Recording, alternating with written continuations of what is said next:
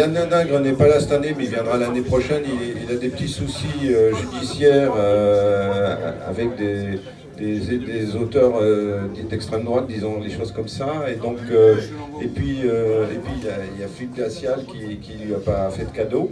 Donc pour le moment, il est un peu occupé à se reconvertir, disons.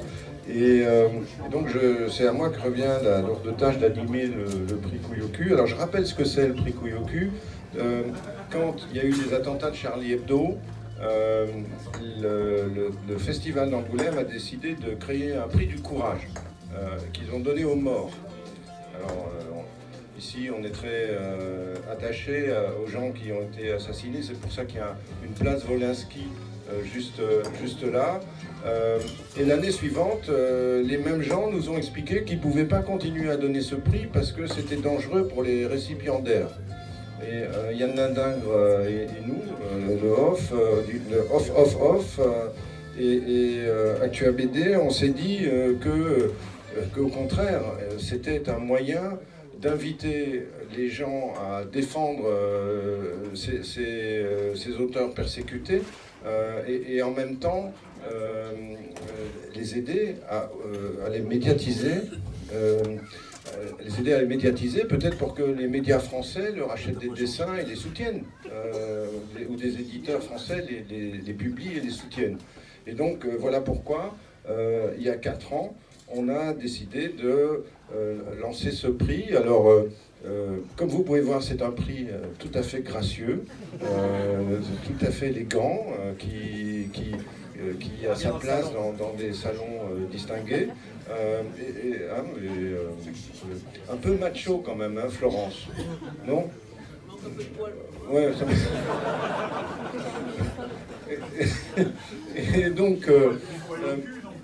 et donc, contrairement à un certain festival, nous, on a donné les premiers prix à des femmes,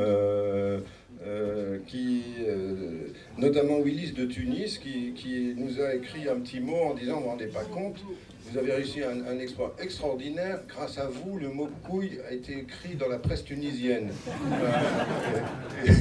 Et donc, et le mot cul aussi d'ailleurs. Donc c'était vraiment une grande première. Ensuite, le prix a été remis à Ramiz Erer, qui est une grande dame de la bande dessinée turque, qui est d'ailleurs la patronne d'un journal qui s'appelle Bayan Yanı, qui est le seul journal au monde mensuel réalisé par des femmes. Et ça en Turquie. Donc vous imaginez quand même. Et le troisième prix avait été remis à un dessinateur iranien qui s'appelle Khianouch Rametsani. Et puis voilà. Alors je voudrais d'abord remercier l'atelier Queue de Cerise qui a réalisé cette véritable œuvre d'art. Il faut remercier aussi les Moulins du Verger et puis également. Vous allez voir tout à l'heure le bijou, parce que on n'a pas de Légion d'honneur, mais on a des couilles d'honneur. Et donc, on va pouvoir les remettre tout à l'heure. Alors, tu veux savoir qui a gagné le prix? Qui a gagné le prix, en fait? Parce qu'on est là pour ça, tu parles beaucoup et on ne sait pas. Attends... voilà, je vous déclare, le prix Couille au cul 2019 est attribué à Miss Tahiti.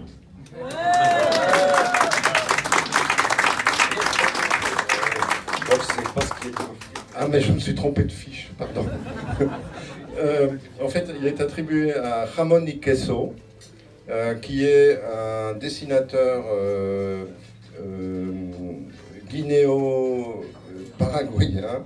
Et son vrai nom c'est Ramon Essono,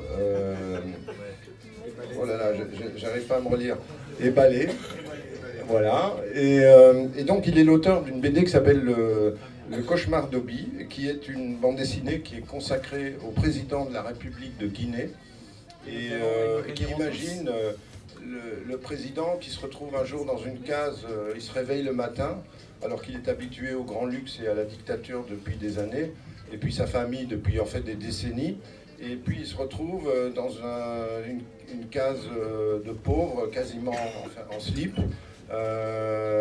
et personne ne le reconnaît. Et donc il va vivre au quotidien ce que vivent tous les habitants de Guinée, et donc il va souffrir lui-même de cette dictature. Et pour cette BD, l'auteur s'est retrouvé en prison. Il y a eu une mobilisation internationale qui a fait qu'il a pu en sortir. Il a été d'abord en résidence surveillée, et ensuite, maintenant il a pu s'échapper, mais il est au Paraguay pour le moment, je crois. Et donc c'est un peu loin, il n'a pas pu venir. Donc on a demandé à un de ses amis, Adjim Dangar, qui est un dessinateur tchadien. Jim, tu peux nous rejoindre. Dessinateur tchadien qui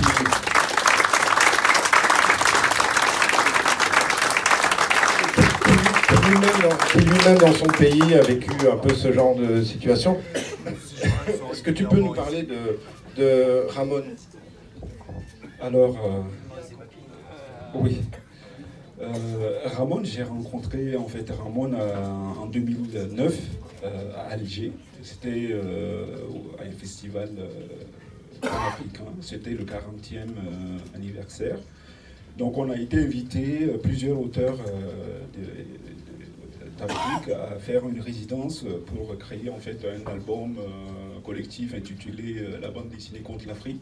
Et donc c'est comme ça que j'ai rencontré, c'est dans ces cadres-là que j'ai rencontré Ramon. Et on était plusieurs dessinateurs de presse aussi dans le groupe. Il y avait Payet, il y avait Hector Sonon, il y avait aussi Pauvre. Et Ramon, c'était le seul un peu hispanique, donc en fait on se moquait un peu de lui, mais il faisait beaucoup en fait de dessins très satiriques, c'était très fort.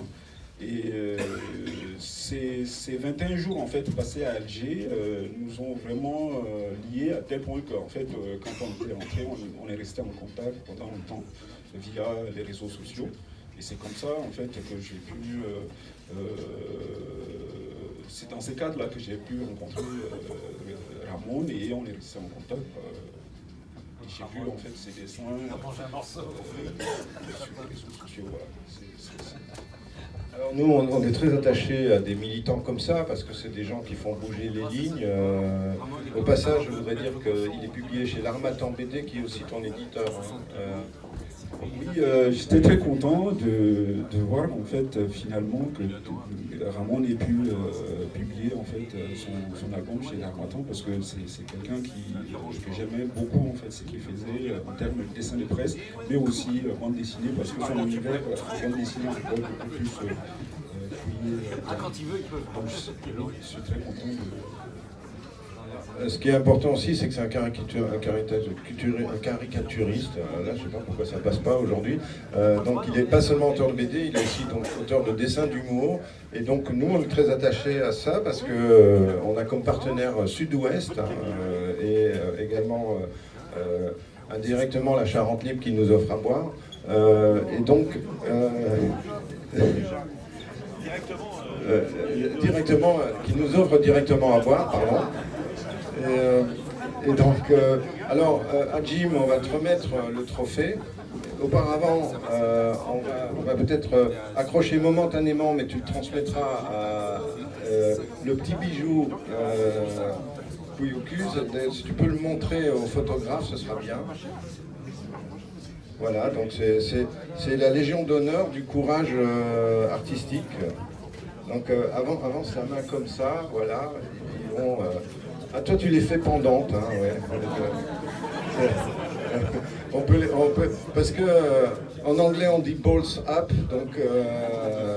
donc c'est pour ça que le bijou les met vers le haut. Et puis donc les ateliers Queue de Cerise ont fait une magnifique œuvre d'art qui ballotte un peu comme ça. J'ai envie de dire qu'il ballotte naturellement. Et donc, voilà, là, je ne sais pas si ta mère...